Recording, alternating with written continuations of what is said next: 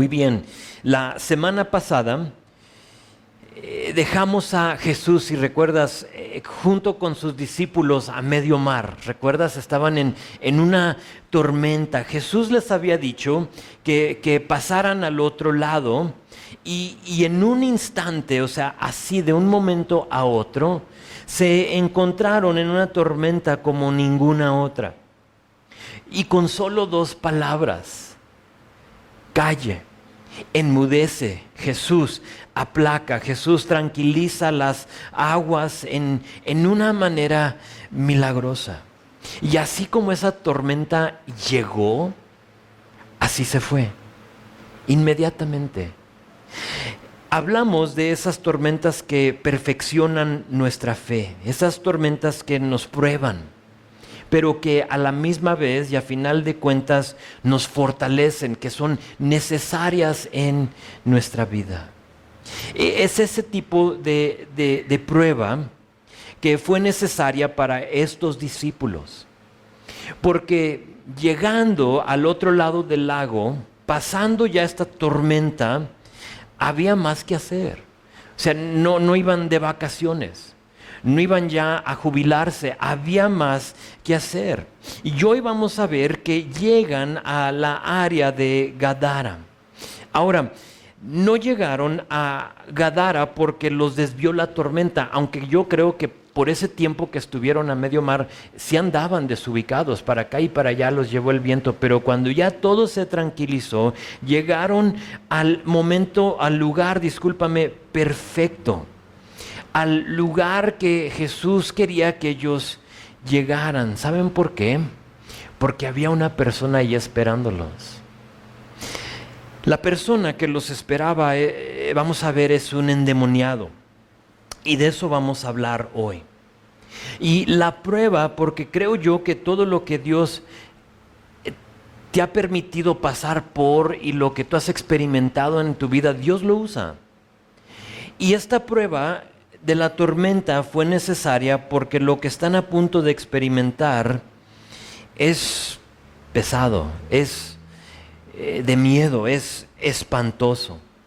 Se van a topar y van a ser confrontados con un hombre que está en medio de otro tipo de tormenta.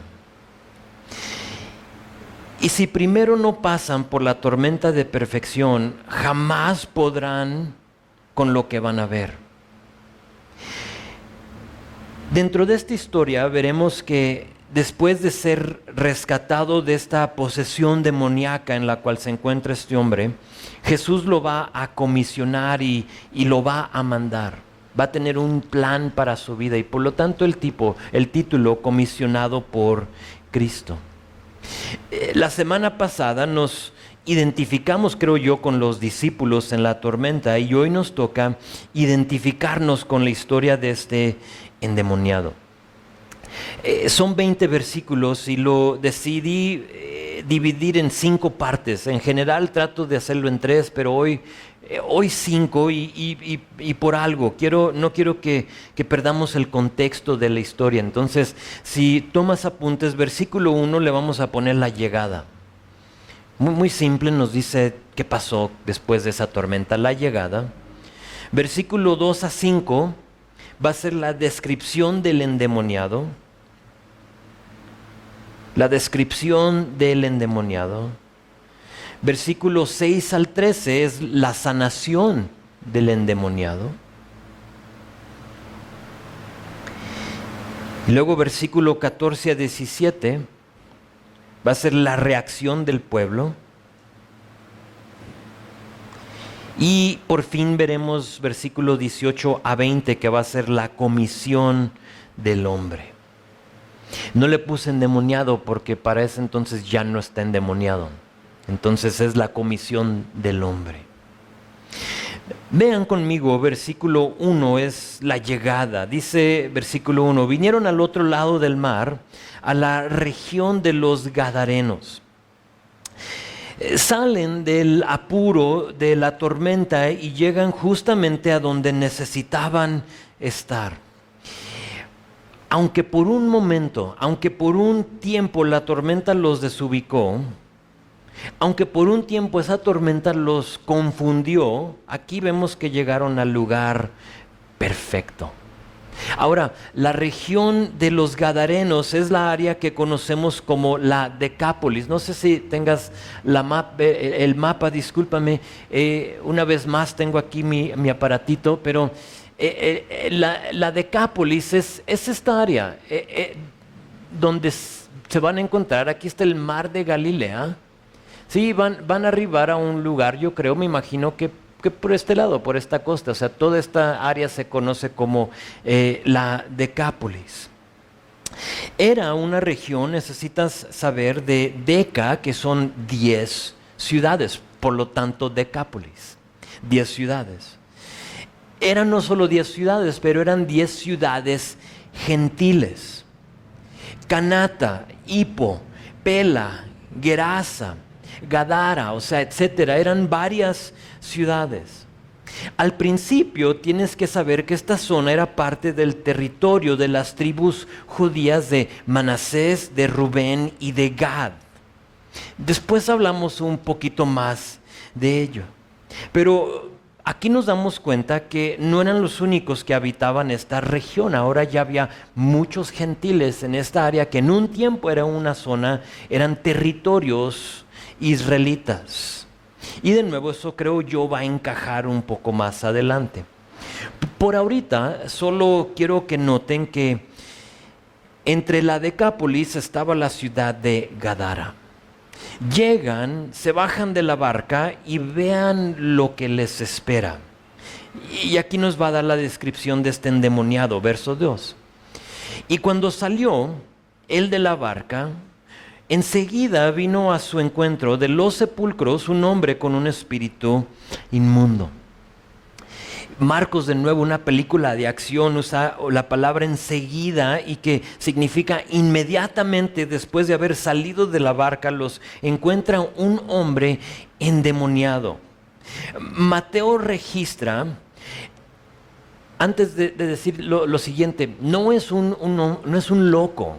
Hay una diferencia en alguien que está como loco, que está destrampado, se puede decir, y una persona endemoniada.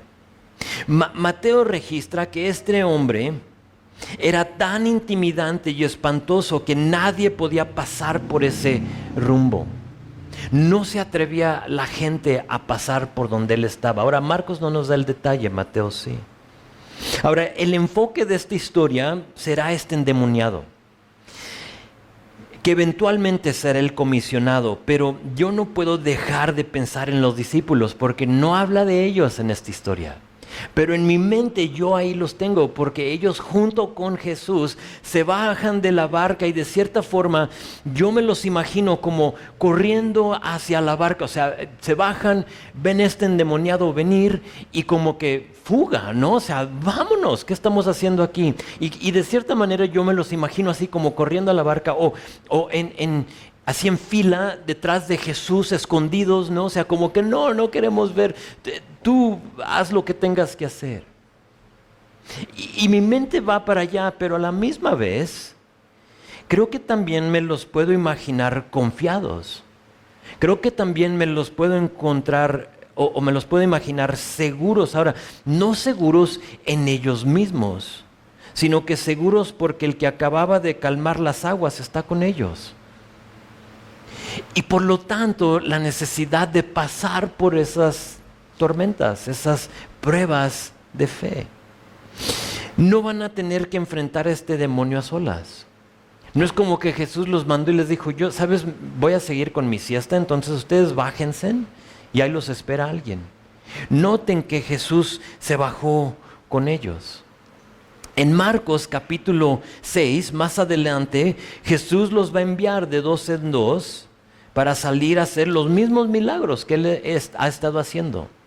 Y cuando lleguemos a Marcos 6 lo vamos a ver y vamos a ver que ellos se van a topar con endemoniados, con personas muy similar a lo que estamos viendo aquí. ¿Y qué crees? No van a acudir a una estrategia, No van a acudir a una serie de oraciones o encantaciones. No vamos a echar fuera este demonio por una serie de oraciones que vamos a decir. Al contrario, sino que simplemente van a confiar y van a saber que Jesús está con ellos.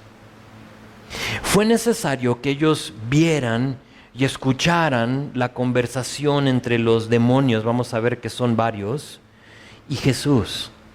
¿Sabes para qué? Para que después puedan decir en Hechos 4:20, no podemos dejar de decir lo que hemos visto o oído. En Hechos 4 lo están diciendo, pero aquí lo están experimentando. Están viendo, están escuchando cómo Jesús trató con este hombre. Ahora, para tener algo que decir, no podemos dejar de decir, necesitas primero haber visto y oído. Y por eso están en Gadara. Dios los tiene ahí con un propósito. Aunque ellos creo no quieran estar ahí. O sea, ¿quién quiere realmente enfrentar a un endemoniado? Yo creo que ninguno de nosotros. Pero en este caso es necesario que ellos vean y aprendan lo que está haciendo Jesús. Ahora, versículo 3-5 es un paréntesis en la historia que, ¿qué crees?, describe a este hombre. Entonces dejamos la historia ahí en verso 2, donde salen de la barca, viene a su encuentro este hombre, pero entonces ve el paréntesis, versículo 3. Tenemos a un endemoniado que, verso 3, tenía su morada en los sepulcros y nadie podía atarle ni aun con cadenas, porque muchas veces había sido atado con grillos y con cadenas, mas las cadenas habían sido hechas pedazos por él y desmenuzados los grillos y nadie le podía dominar. Verso 5, y siempre de día y de noche andaba dando voces en los montes y en los sepulcros y hiriéndose con piedras. Nos dice 4 cosas de este hombre para que entendamos quién es. La primera es que nos dice que vivía en los sepulcros. Indica o nos da a entender que estaba aislado, que vivía en un lugar muerto, en un lugar sin vida. Y aunque él vivía, aunque él tenía aliento en su ser, era realmente un hombre muerto. Aunque vivía, caminaba, pero estaba muerto. Número 2, vemos que nadie lo podía controlar. Marcos nos registra que con cadenas y con grillos, aquí es decir que sus manos y sus pies los tenían atados y lo querían controlar, pero no pudieron. Las cadenas en sus manos y los grillos es los que iban a tus pies. Y siendo que no lo podían controlar, notamos que este hombre tiene un poder sobrenatural. Rompía cadenas, hacía pedazos los grillos. Ahora, yo no he estado con, bueno, a lo mejor lo estuve y no lo supe. Y a veces dudo, ¿no? ¿Estás endemoniado, sí o no? Pero con este tipo de poder no. Mi pastor sí me contó una vez que él, en un retiro de jóvenes, llegó una chica que no era parte de la iglesia, pero como no le niegan la asistencia a nadie, se inscribió. Y esta chica, su propósito fue engañar y seducir al pastor de jóvenes. Él no, él le asistía a él. Y ella fue a este retiro de jóvenes con esa intención, pero estaba endemoniada. No lo sabía nadie. No supieron cómo llegó, pero llegó al retiro y en medio de una de las sesiones se descontrola la cosa. Y cuando me lo cuenta, así como que se me enchina el cuero, ¿no? Pensando, pero dice que empezó a hablar en voz de hombre, empezó a hablar así, se descontroló. Trataron de sujetarla, entre 5 varones no pudieron con una chica. Era un poder impresionante que tenía esta chica. Y endemoniada estaba, y así encontramos a este hombre, era algo sobrenatural, este hombre. La tercera cosa que yo noto es que este hombre ha sufrido esto por mucho tiempo. Porque nota lo que dice verso 4, dice, muchas veces había sido atado.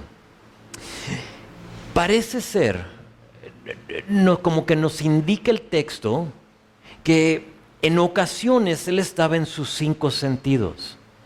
Y se podía acercar una persona a atarlo para tratar de solucionar su problema, solo que cadenas y grillos no eran la solución para este hombre. Y creo yo que en momentos, porque si Mateo dice que nadie pasaba por ese rumbo, si sabemos que tiene un poder sobrenatural, pero aquí nos dice que en ocasiones lo querían atar y lo ataron, pero se rompía todo. Entonces me da a entender que pasó este hombre por un buen tiempo con esto. La historia no nos dice cuánto tiempo.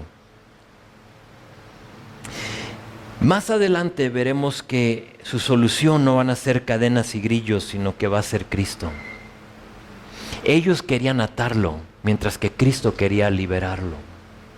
Será interesante, lo veremos más adelante. La cuarta cosa es que nos dice que daba voces. Si tienes otra versión, es muy probable que diga que gritaba.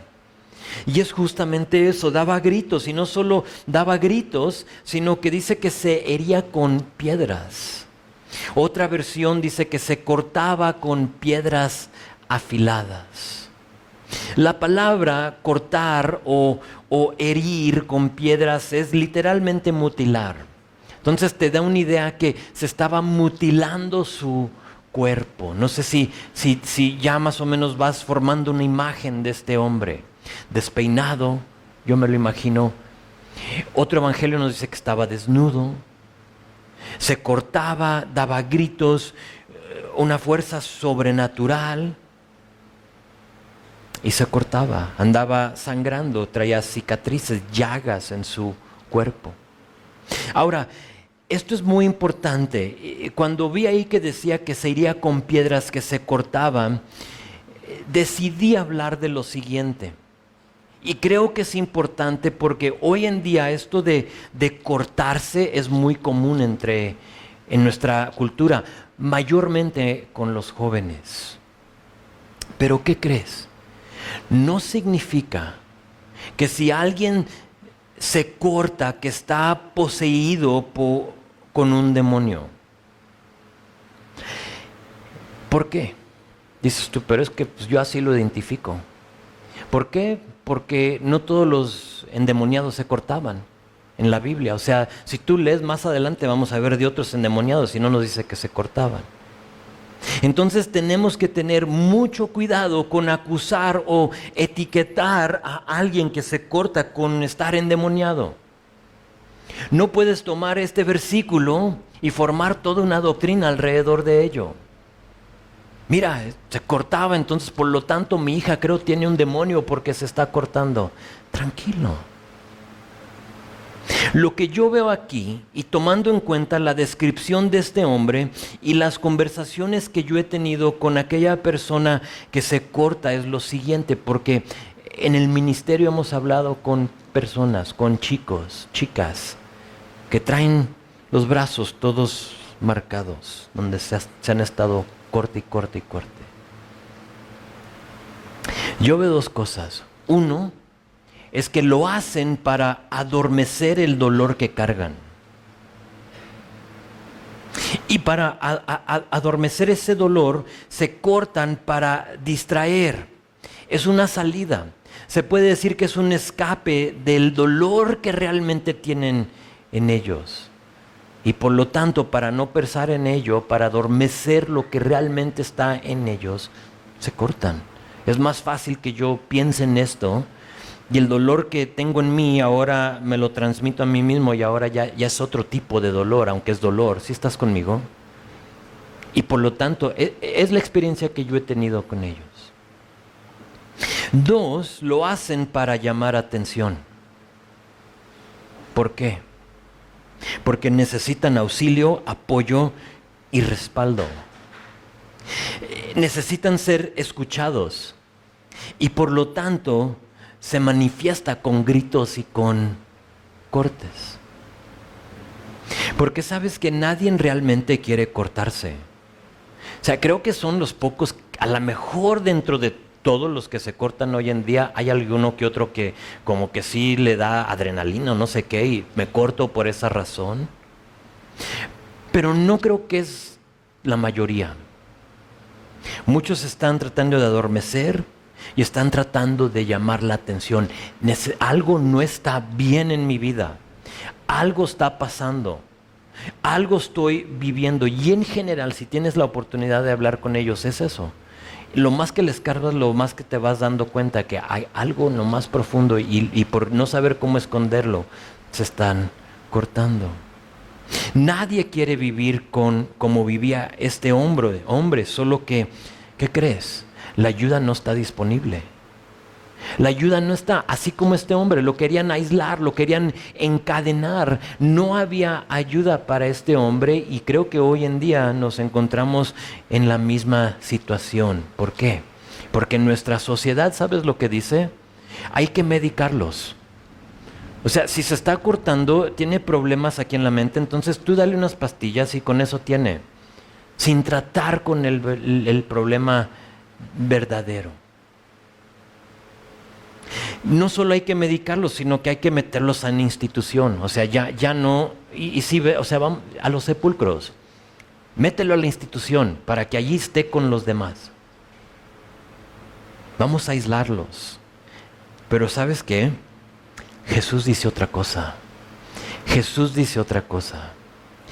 Después de entender quién era este hombre, ahora vamos a ver cómo le sacó la vuelta a Jesús.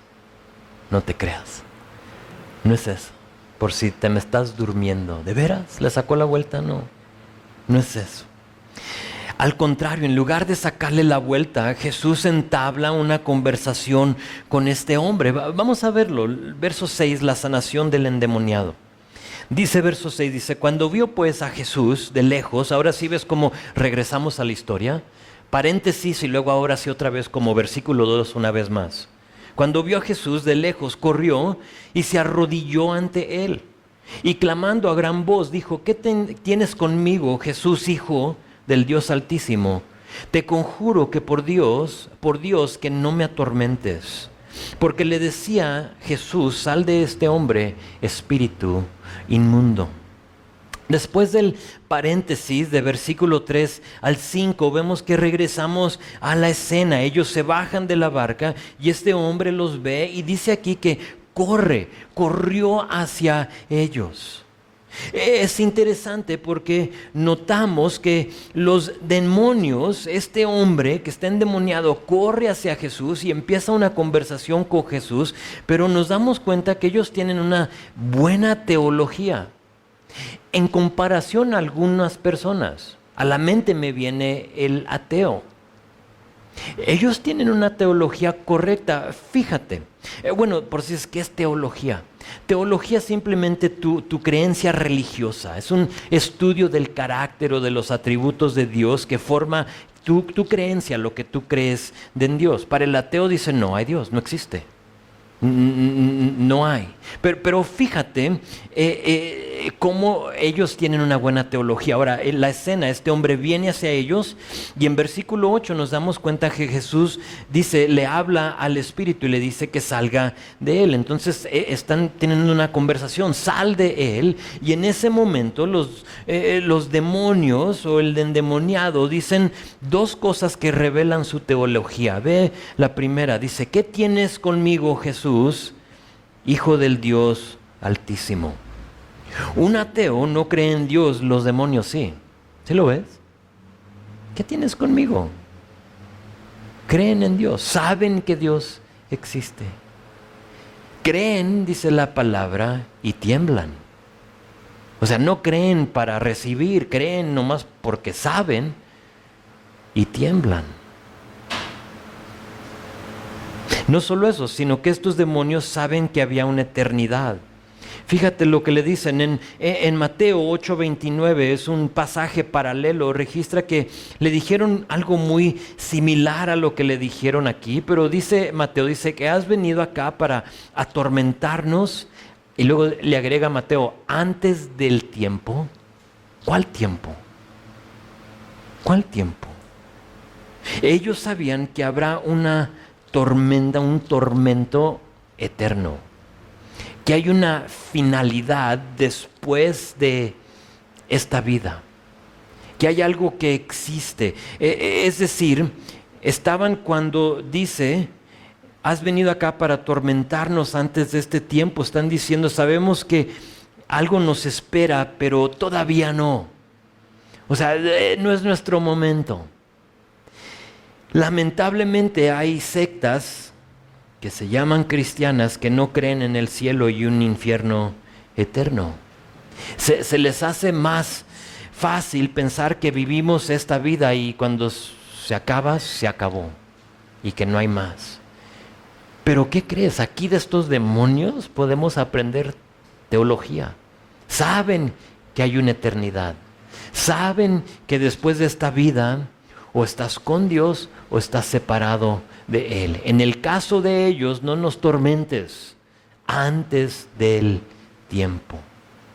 Entonces los demonios reconocen a Jesús. Nota que se postran delante de Él, que revela que Jesús es Dios. Un ángel no va a dejar que se postren delante de Él. Juan lo intenta hacer y le dicen, párate, ¿qué te pasa?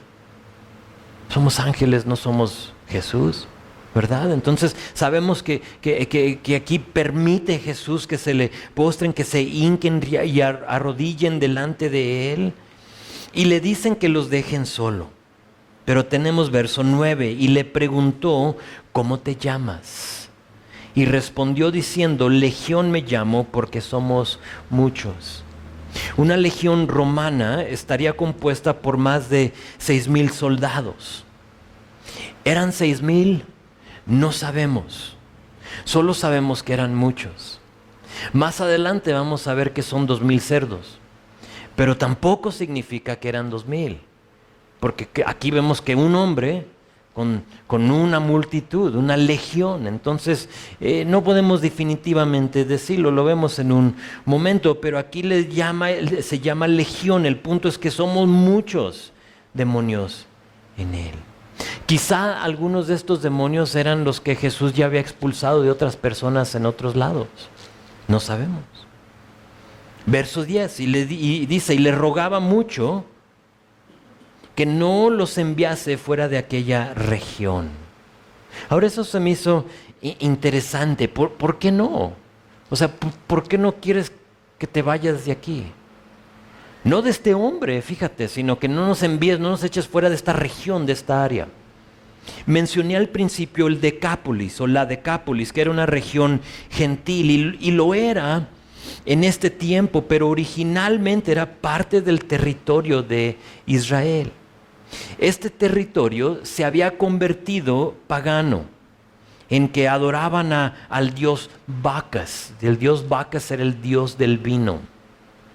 Y no solo a Bacas, sino que también adoraban múltiples dioses de fertilidad y por lo tanto, ¿qué crees? Era una zona que se había dejado, que era un fuerte, que había dejado la puerta abierta para estos demonios y por lo tanto para ellos se les hacía fácil estar ahí. La Decápolis era un fuerte para el enemigo.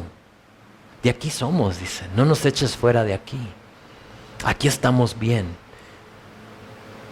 Es un fuerte. Sigue la historia y aquí viene lo bueno, la liberación de este hombre. En verso 11 dice, estaba ahí cerca del monte un gran hato de cerdos paciendo.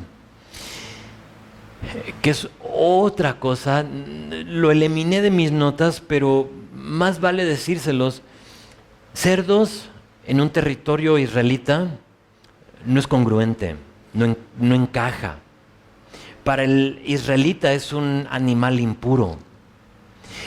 Pero aquí vemos cómo es que estas cosas van incrementando y ya no solo era vacas o las diosas de fertilidad, sino que ahora vemos que hasta se ha hecho un negocio con cosas inmundas, cosas que no se valían en ese momento. El enemigo tiene sus manos alrededor de esta área. Estaba ahí cerca del monte un gran hato de cerdos paciendo y le rogaron todos los demonios diciendo: envíanos a los cerdos para que entremos en ellos. Y Jesús les dio permiso. Y saliendo aquellos espíritus inmundos entraron en los cerdos, los cuales eran como 2000. Y el hato de cerdos se precipitó en el mar por un desempeñadero, y en el mar se ahogaron. Ahora noten unas cosas en estos versículos, son tres cosas. La primera es que noten que los demonios están en sujeción a Jesús. Le dicen: envíanos a los cerdos. Le tuvieron que pedir permiso. Jesús les da permiso y ellos actúan. Ahora, tenemos que entender que no pueden los demonios, espíritus, como les quieras decir, nada, no nos pueden hacer nada sin el permiso de Dios, como hijos de Dios. Pero tampoco le debemos dejar la puerta abierta. No te pueden hacer nada. Me explico. El enemigo está pendiente de lo que hacemos, de lo que vemos, de lo que leemos, de lo que escuchamos. Está al pendiente. Ahora, yo soy de la creencia que no puede invadir tu mente, no puede invadir tus pensamientos ni todo eso, pero está muy atento a lo que tú estás ya pensando, a lo que tú ya estás haciendo, a lo que tú ya estás escuchando, lo que tú estás viendo, todo eso. Y con frecuencia creo yo que se la ponemos muy fácil al enemigo. En otras palabras, nosotros mismos le damos la oportunidad para que nos oprima. No para que nos posee, no para que tome posesión de nosotros. Es imposible. No le des la oportunidad al enemigo para que te oprima. Dios protege, pero nosotros debemos también protegernos nosotros mismos. No voy a pasar mucho tiempo en lo siguiente, pero porque ya lo hemos visto, ya lo hemos estudiado en otros tiempos, pero por si tú no estuviste aquí y tienes la duda, es muy importante que tú sepas que los demonios tienen dos funciones en este mundo. Uno es que pueden tomar el control o poseer a un incrédulo. Ahí sí creo que se puede. A una persona que no ha rendido su vida, que no ha puesto su fe y su confianza en Jesús, tiene toda la oportunidad y la habilidad de tomar posesión de esa persona. A lo que el momento que lo digo, si tú nunca has puesto tu fe y confianza en Jesús, eso te ha de despertar por lo menos, decir: ¿achis, de veras? Sí. Sí. ¿Quién te protege? ¿Quién cierra la puerta? ¿Contra quién lucha? Nadie. Eres su aliado. Entonces creo yo que puede poseer a un incrédulo, pero a la misma vez puede oprimir a un creyente. Un creyente no puede estar poseído por un demonio. No es bíblico. Ahora, lamentablemente, dentro del cristianismo hay iglesias, no voy a nombrar cuáles son o qué denominaciones son, pero hay iglesias que creen lo contrario a lo que te acabo de decir. Y por lo tanto te dicen: vamos a tener una sesión de expulsar demonios. Y tú vienes y te quieren expulsar, eres creyente y te quieren expulsar demonios. ¿Y sabes cómo le llaman? Dicen: ¿tú qué es tu problema? Pues soy alcohólico. Entonces tú tienes el demonio del alcoholismo. Acércate, vamos a expulsarlo. ¿Y tú qué te pasa? No, pues yo soy un adúltero. Entonces tú tienes el demonio de adulterio. Bueno, pásale y aquí te vamos a expulsar eso. Y le ponen nombre a los demonios, pero ¿qué crees? No son demonios, es pecado. Hay que llamarle lo que es. Es pecado, no son demonios. Y en ese aspecto yo creo que están equivocados. ¿Por qué? ¿Por qué tan seguro? Porque a Dios no le interesa compartir lo que es de Él. Si tú eres de Él, Él no le va a permitir a un demonio que entre y que diga, sí, ven, pásale. O sea, yo estoy aquí, yo moro en Él. ¿Recuerdas Juan 14? Que el Espíritu está contigo, pero después de aceptarlo está en ti. Entonces, si el Espíritu mora en ti, aunque tú andes haciendo travesuras, aunque tú andes totalmente desubicado, quizá tú en ese momento le estés abriendo la puerta para que haya opresión en tu vida y tú lo sientas tal cual, pero no es una posesión demoníaca. Dice 2 de Corintios 6:14, ¿qué comunión la luz con las tinieblas? Si la luz está en ti, aunque tú la estás escondiendo, ¿te acuerdas que lo acabamos de ver no hace mucho? Lo ponemos bajo la canasta. La luz está en ti. Jesús está en ti, eres uno de sus hijos. Ahora, a lo mejor estés en rebeldía o en pecado. Esa es otra cosa. Pero ¿qué comunión tiene la luz con las tinieblas? Si tú eres un hijo de Dios, créeme, Él no permite la posesión del enemigo. Pero bien que si tú le dejas la puerta abierta, que Él está listo para oprimirte, listo para interrumpir tu vida. Esa es la primera cosa. La segunda es que al principio los demonios estaban en un hombre y ahora piden ir a los cerdos. Y hablo de esto porque parece ser que los demonios buscan algo vivo para habitar, algo biológico y no tanto algo inanimado. ¿Sí estás conmigo?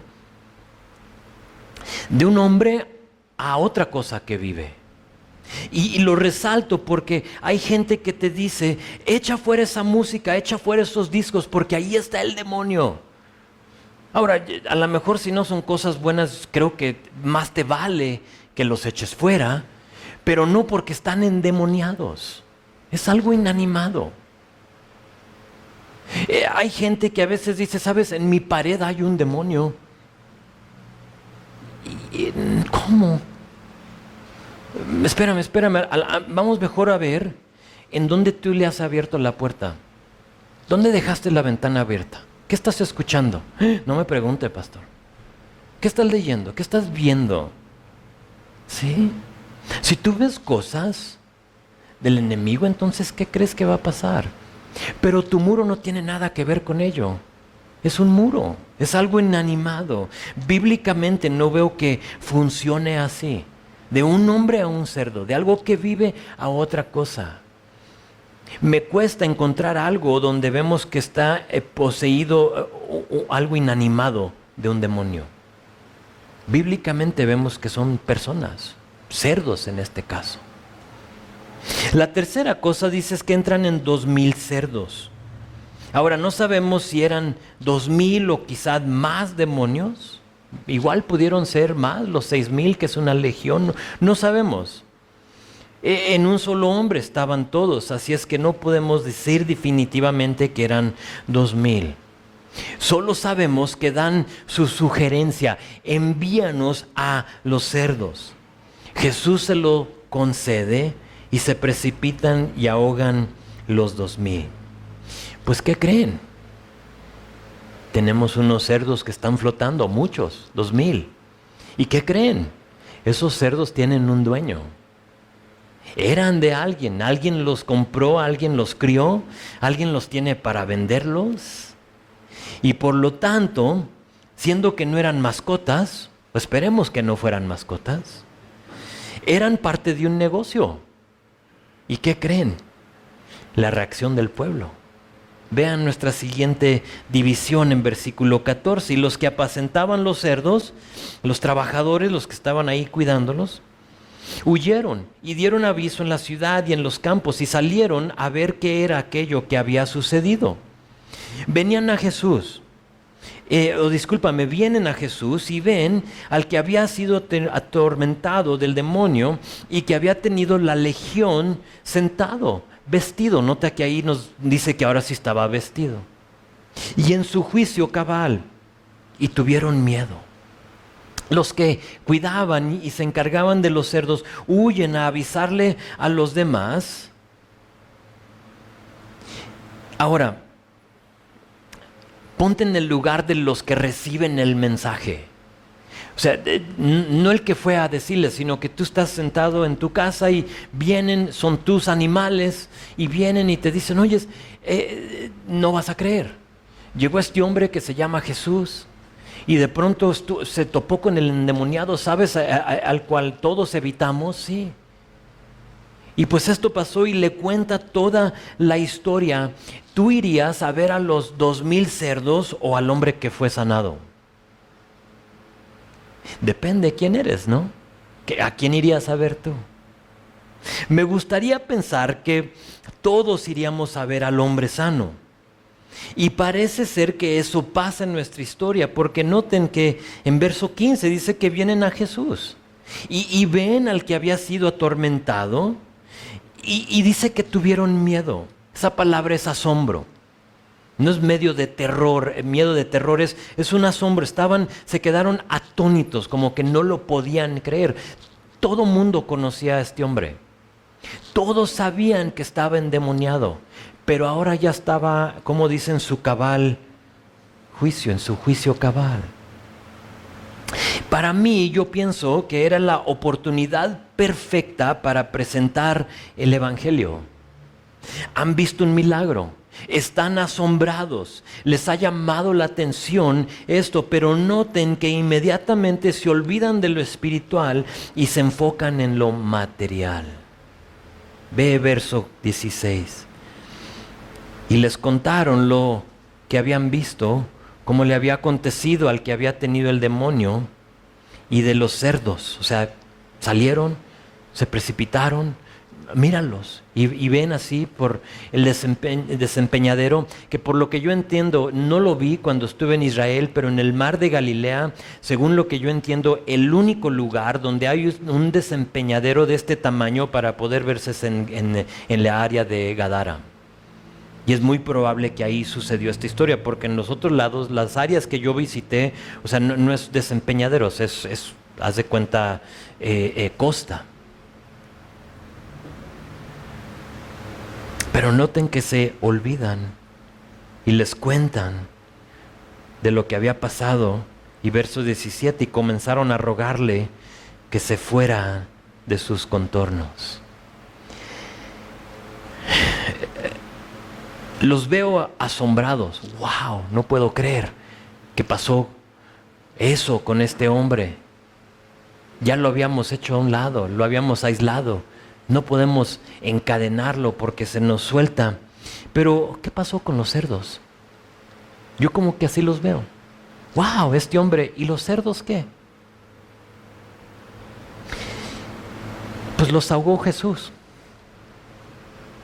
Entonces mejor que se vaya. Nos está costando dinero. Aquí está la cosa. Los cerdos proporcionaban ingresos, mientras que este hombre sano no tenía nada que ofrecerles. ¿Qué les ofrecía?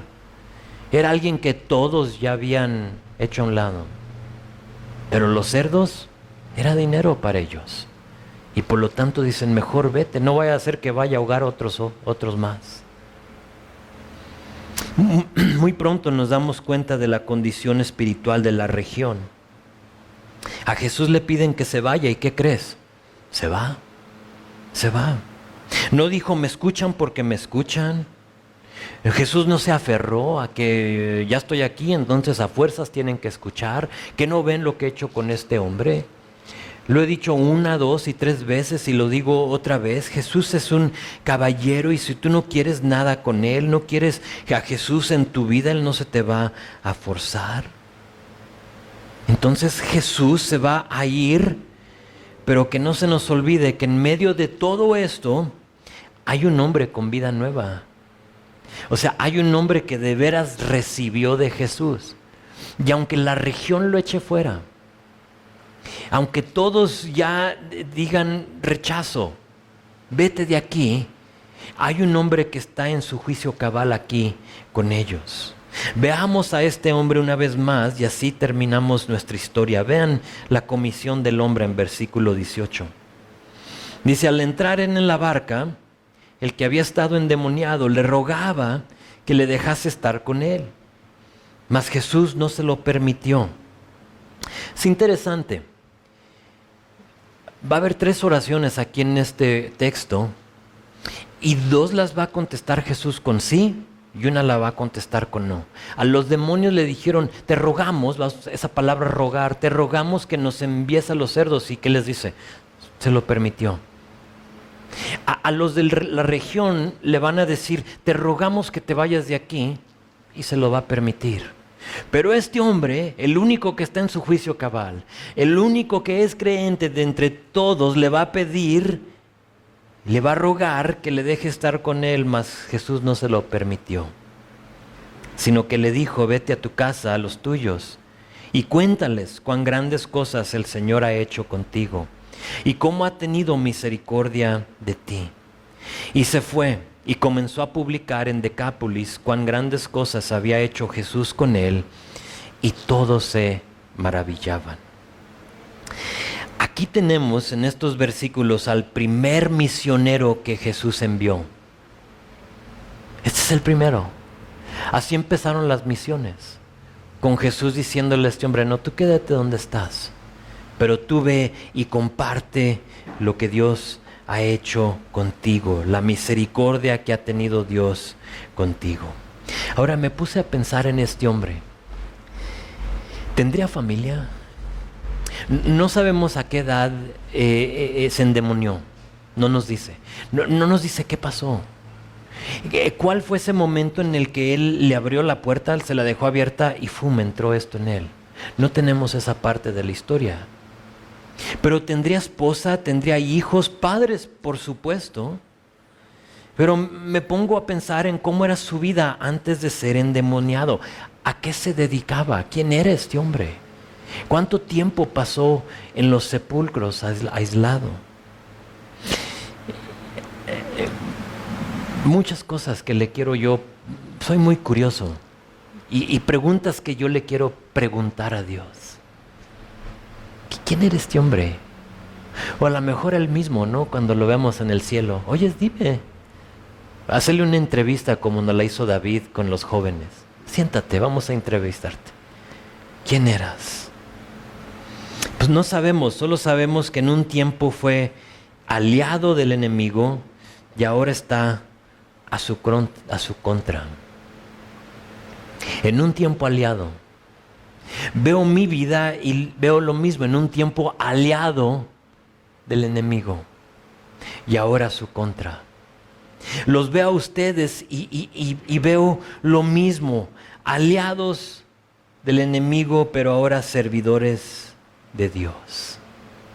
Ahora no me malentiendan, no estoy diciendo que estaban endemoniados, aunque algunos quizá, no me digas, no quiero saber. Pero Jesús no le concede a este hombre su petición y mejor lo manda a compartirle a su familia y a sus conocidos. Vete a tu casa, vete a los tuyos. Cuéntales de la misericordia de Dios. La primera cosa que iban a notar en este hombre sería el cambio físico, el cambio externo de este hombre. Ahora ya vestido, a lo mejor ahora ya peinado, ya no con llagas, sino que ahora ya estas son cicatrices en él. Ya no causándose dolor. Después de eso creo que notarían las palabras que saldrían de su boca. En un tiempo gritos. Gritos. Ahora esperanza. Esperanza. ¿Cuál es nuestra historia? Creo que podemos terminar con esto por cuestión de tiempo. ¿Cuál es nuestra historia? ¿Cuál es tu historia? Tenemos una historia de cómo nos rescató Jesús. Tenemos un antes y después de haber experimentado ese poder de Jesús. Si eres tú como este hombre de versículo 18 al 20, al que ya es comisionado, ya rescatado, te tengo que preguntar, ¿has sido obediente a lo que Jesús te mandó hacer o sigues aferrados a hacer las cosas a tu manera? Nota que Jesús no le permitió su petición. Y a veces vemos eso y nos aferramos a lo que nosotros queremos. Yo quiero hacer eso. Pero quizá Jesús te quiere que tú hagas otra cosa. Conozco a una persona que está aferrado a lo que él siente que Dios lo ha llamado a hacer, porque en otros tiempos Jesús lo ha usado, Dios lo ha usado de esa manera. Pero ahorita está en la banca. Ahorita no encuentra su lugar, llega aquí, va a otro lugar, no encuentra dónde debe de estar. Y le tuve que preguntar hace unas semanas, viéndolo preocupado, con lágrimas en sus ojos, le dije, oye amigo, ¿y qué si Dios ya no quiere usarte de esa manera, sino que quiere usarte de otra manera? Y le empezaron a brotar las lágrimas porque él se identifica con ese tipo de servicio, se ha aferrado a esa cosa y quizá en este momento Jesús le está diciendo no. Y quizá esa persona eres tú. Él te ha mandado a hacer algo y tú sigues enfocado en otra cosa. Pero yo quiero hacer esto. Pero yo quiero hacer esto. Ojalá te hayas rendido a su voluntad hoy. ¿Qué grita tu vida? Cuando abres la boca, cuando los demás ven tu vida, ven ese cambio en ti, ven una diferencia, ven renovación, ven nueva criatura. Cuando abres la boca hay palabras de vida, hay testimonio de quién es Jesús, hablas de la misericordia de Dios, de la esperanza de Dios. Ojalá que sí. Ojalá que sí. De esa manera nos identificamos como el hombre comisionado, aquel que ha sido rescatado, aquel que ha sido puesto en sus 5 sentidos una vez más. A veces nos dicen que nos han lavado el coco y yo digo, sí, yo necesitaba que me lo lavaran. Si supieras lo que estaba en él, lávamelo. Pero ahora ya limpios. Y última cosa, comisionados. Mi oración es que nuestras vidas sean aquellas que reflejan la misericordia de Dios. Vamos a orar.